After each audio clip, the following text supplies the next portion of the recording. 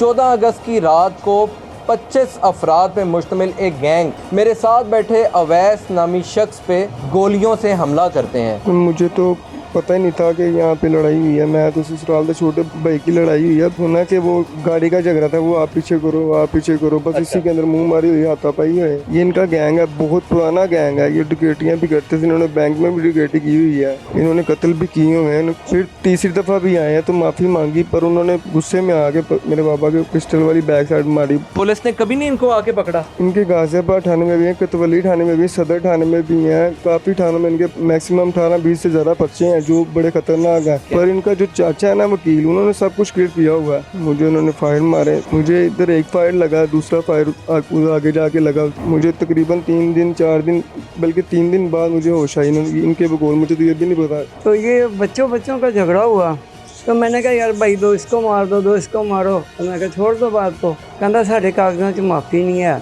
ये किसने कहा?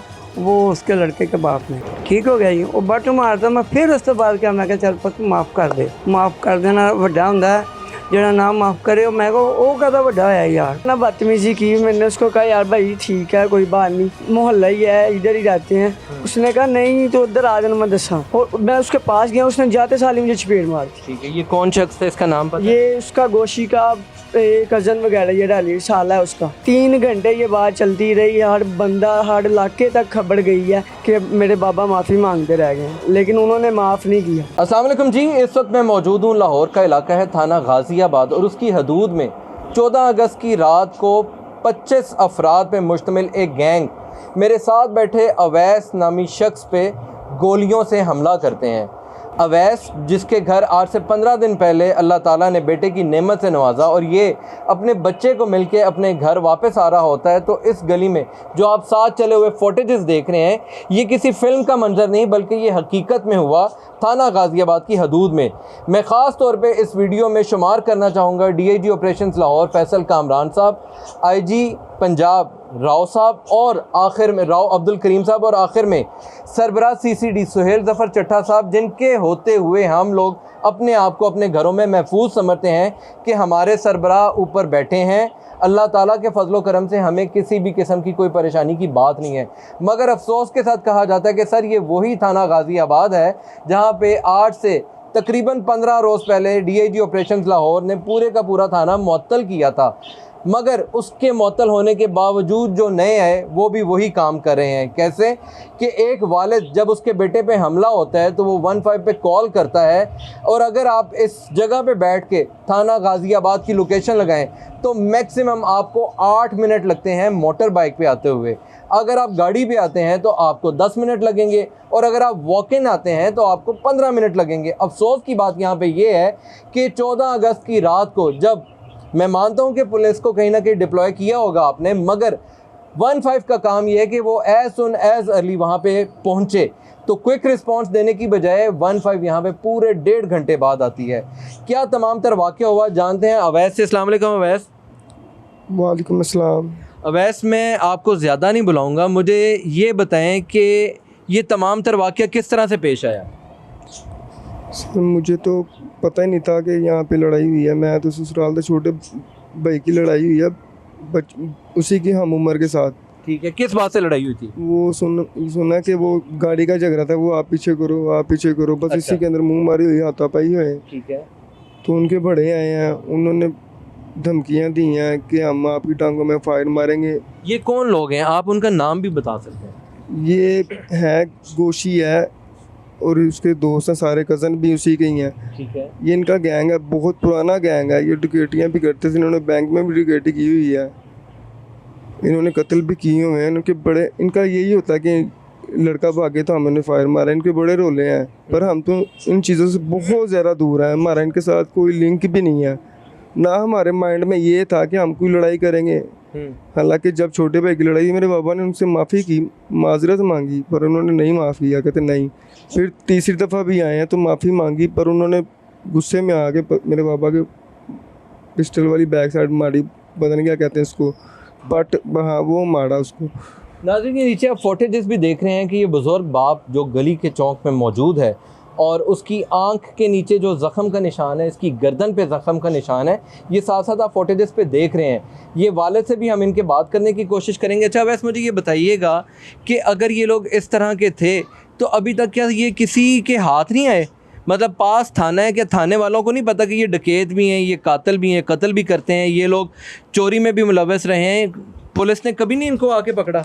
इनके गाज़ियाबाद थाने में भी हैं, कोतवाली थाने में भी, सदर थाने में भी हैं, काफ़ी थानों में इनके हैं। इनके मैक्सिमम 18-20 से ज़्यादा पर्चे हैं जो बड़े ख़तरनाक हैं। ठीक है। पर इनका जो चाचा है ना वकील, उन्होंने सब कुछ क्लियर किया हुआ है।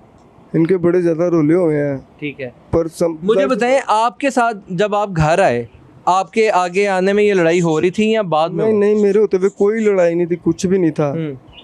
जब मैं आया हूँ उसके 3 घंटे 1.5 घंटे बाद कोई भी नहीं था। हमने 15 पे कॉल की कि हम लड़ने वाले हैं ही नहीं। अगर हम लड़ने वाले होते हम घर के बाहर ऐसे बैठते। हम तो लोगों को इकट्ठे कर रहे थे, मोहल्लेदारों के हमारे साथ, चलो वो जाने के लिए भी तैयार थे, जा रहे थे हम। पर उन्होंने एकदम से हमला कर दिया। उन्होंने पहले लड़के खड़े किए हुए थे इधर उधर। ठीक है।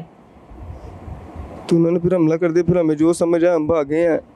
मुझे उन्होंने पकड़ लिया, मुझे उन्होंने फायर मारे। आपको कितने फायर लगे हैं? मुझे इधर एक फायर लगा, दूसरा फायर आगे जाके लगा। एक उसने गोशी ने मारा मुझे फायर, और दूसरा उसके कज़न है या भैया, मुझे कंफर्म मुझे बताओ ये बाजू पे क्या हुआ है और ये सर पे क्या हुआ है?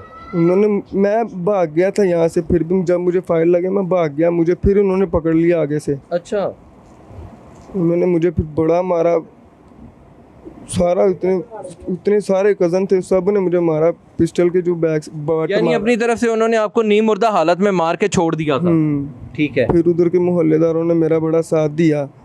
उन्होंने पकड़ के मुझे फिर अस्पताल भी लेने की गए, पर लोगों ने रोक दिया कि ये आम केस नहीं है, पहले 15 पे कॉल करो फिर इसको हॉस्पिटल लेके जाओ। फिर 15 पे इन्होंने कॉल की। मुझे तब भी होश नहीं थी, मैं तो बेहोश ही था तब।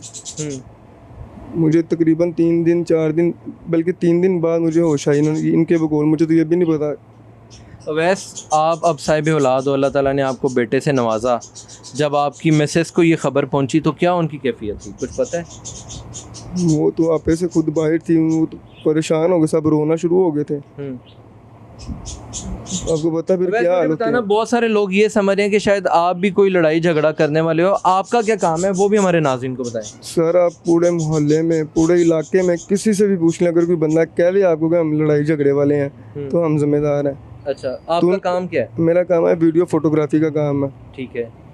तो अल्हम्दुलिल्लाह इज्जत की रोटी कमा रहे थे, सुकून से लाइफ गुजार रहे थे, किसी के साथ कोई बदतमीजी नहीं, कोई सीन नहीं, कोई ऐसा वैसा नहीं। अब आपका क्या मुतालबा है सीएम पंजाब से, आईजी पंजाब साहब से, ख़ास तौर पे सोहेल ज़फ़र चट्टा साहब से, आप क्या मुतालबा करते हैं? मैं इन सबसे यही कहूँगा कि बस हमें इंसाफ चाहिए।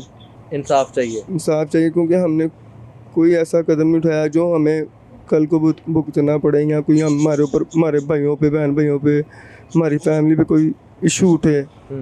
हम ऐसा कुछ नहीं चाहते। इसी वजह से हमने कानून को ही पहले फर्स्ट रखा है। ठीक है। कि वही हमारे साथ रहेंगे एंड तक। बिल्कुल जी। नाज़रीन ये हालात हैं कि 14 अगस्त की रात को, जैसे इसने बताया कि सिर्फ इतना सा झगड़ा था कि तुम गाड़ी पीछे करो, मैं गाड़ी पीछे नहीं करूँगा। यहीं से बात बढ़ी और बढ़ते बढ़ते यहाँ तक आ गई कि एक नौजवान को नीम मुर्दा हालत में मार के छोड़ दिया जाता है। वो तो कहते हैं ना कि मारने वाले से बचाने वाला बड़ा है, तो वो तो अल्लाह ताला की ज़ात ने इसे बचा लिया और आज ये हमारे में मौजूद है।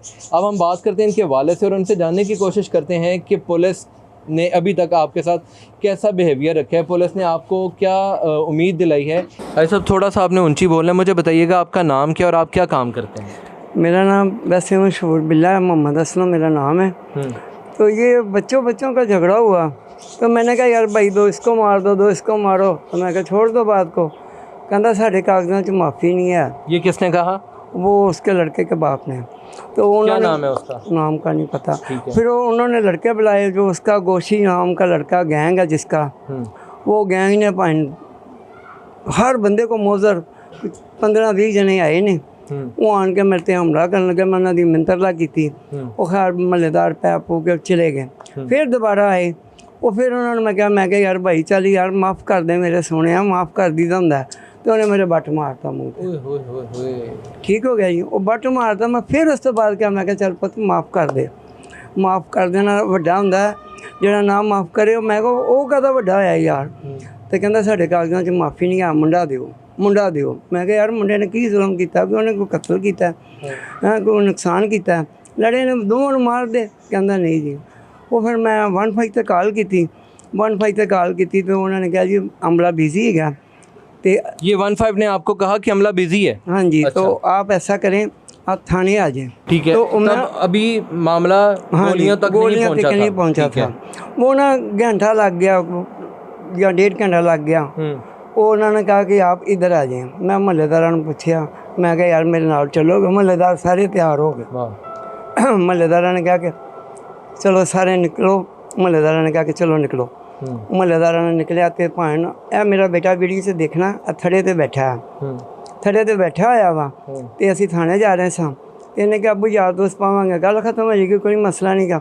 और असी निकले हैं तो मैं उन्होंने लड़कियां नूं लैके आ रहा वड्डियां नूं बंदियां नूं ते भाण इन्होंने वीडियो ते हम मोजराना हमला करता। 15-20 जने जे नस्सिया फैरन चौंक च ही वज गया। अगे थोड़ा जिहा नस्सिया तो फिर उन्होंने दूजा फैर मार दिता।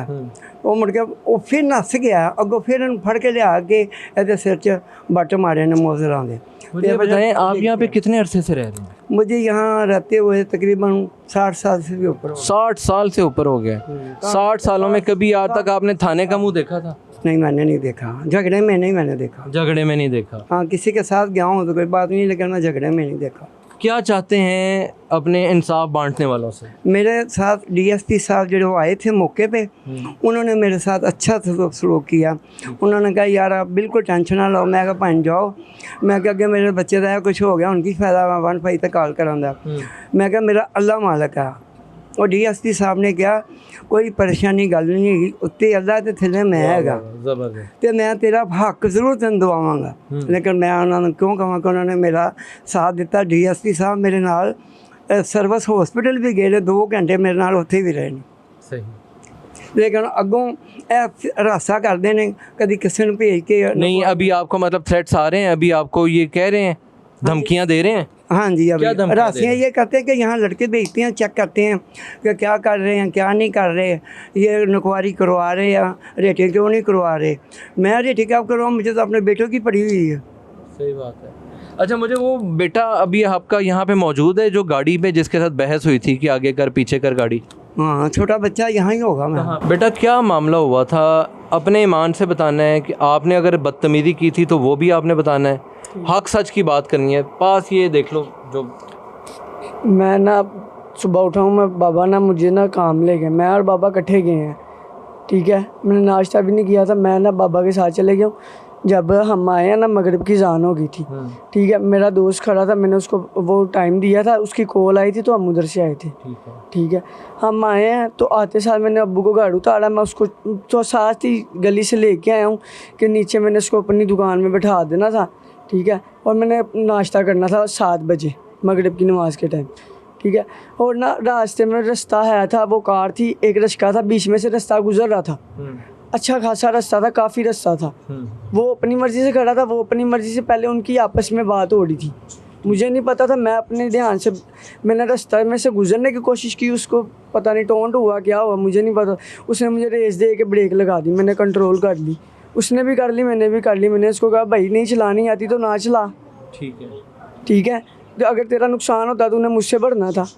आप भी गाड़ी पे थे ना? नहीं, मैं स्कूटी। आप बाइक पे? अच्छा, स्कूटी पे थे। मैं स्कूटी पे था और वो कार पे था। ठीक है। और आप वो जैसे अक्सर बाइक वाले करते हैं दरमियान से निकालने की, आपने वो हरकत की और उसने एकदम रेस दे के आपके ऊपर लाके ब्रेक मार। फिर उसने मुझे ना बदतमीजी की, मैंने उसको कहा यार भाई ठीक है कोई बात नहीं, मोहल्ला ही है, इधर ही रहते हैं, तो ये सामने घर है हमारा, चलो छोड़ो आप जाओ। उसने कहा नहीं तो उधर आ जाना, मैं दसा। मैंने कहा भाई क्या होगा, फिर मुझसे जारी सी बात है, मेरी गलती भी इतनी खास नहीं थी। ठीक है, मैंने उससे पूछा, मैं उससे बात करने गया हूँ, मैं उतरा हूँ। ठीक है, मैं उधर गया हूँ, मैंने कहा हाँ जी, उसने मुझे बुलाया तो मैं गया हूँ, वैसे नहीं गया मैं। ठीक है, और मैं उसके पास गया, उसने जाते साल ही मुझे चपेट मार दी। ठीक है, ये कौन शख्स था, इसका नाम पता है? ये उसका गोशी का कज़न वगैरह, ये डाली साला है उसका। ठीक है। ठीक है, ब्रदर इन लॉ, उसने उसकी वजह से ना फिर झगड़ा हुआ, मोहल्लेदारों ने छुड़वा दिया। फिर हम ये कितने बजे का वाकया था? ये तकरीबन मगरिब की नमाज के टाइम का था, जमात हो रही थी, जमात नमाज भी नहीं पढ़ी थी तब। ठीक है। ठीक है, तब ये वकूआ हुआ था। उसके बाद बाबा ने बाबा को मैं कह रहा हूँ बाबा मेरी गलती नहीं है, मोहल्लेदार कह रहे हैं कि इसकी गलती इतनी बड़ी नहीं है, जाहिर सी बात है कि बहस बसैया हुआ, बहस बसैया में ख़त्म हो जाए। उसने चपेट मार दी, ठीक है। अब बाबा ने कहा यार खैर है, मेरा पुत्र है ना, मैं माफ़ी मांग लेना, अभी मांग लेंदा, तो ये बात ख़त्म करो। 3 घंटे ये बात चलती रही, हर इलाके तक खबर गई है कि मेरे बाबा माफ़ी मांगते रह गए, लेकिन उन्होंने माफ़ नहीं किया। उन्होंने यही नाज़रीन, एक लम्हे के लिए आप ये सोचें कि जवान बेटों के सामने अगर बूढ़ा बाप हाथ बांध के माफ़ी मांगे, तो मैं ये समझता हूँ कि ये बहुत बड़ा अलमिया है, इस वजह से कि जवान बेटा कभी नहीं चाहेगा कि उसका बाप किसी ऐसे शख्स के आगे हाथ बांधे कि जो उसको ज़रा भी इज़्ज़त ना दे। मैं आखिर में तमाम कानून नाफिज करने वाले इदारों से हाथ बांध के गुजारिश करूँगा कि खुदारा अगर इस तरह के लोग आपके इर्द गिर्द या आपके थाने में हैं, तो ये सबसे बड़ी नेग्लिजेंसी आपकी पुलिस की है, जिसको ये पता ही नहीं है कि यहाँ पे कितने बदमाश हैं और अपने आप को क्या समझ के वो बैठे हैं। मैं आखिर में सोहेल ज़फ़र चट्टा साहब आपसे और CM पंजाब आपसे गुजारिश करूँगा कि खुदारा इन लोगों को इंसाफ दिया जाए। अगर ये बच्चा गलत है तो इसको भी सज़ा दी जाए, और अगर ये बच्चा गलत नहीं है और जो इसके भाई के साथ हुआ या इसके बूढ़े बाप के साथ जो हुआ वो भी आपने देखा है, आपने इंसाफ करना है। मैं आपसे इंसाफ का तलबगार हूँ। इसके साथ ही अपने मेज़बान को इजाज़त दीजिए। अल्लाह हाफ़िज़।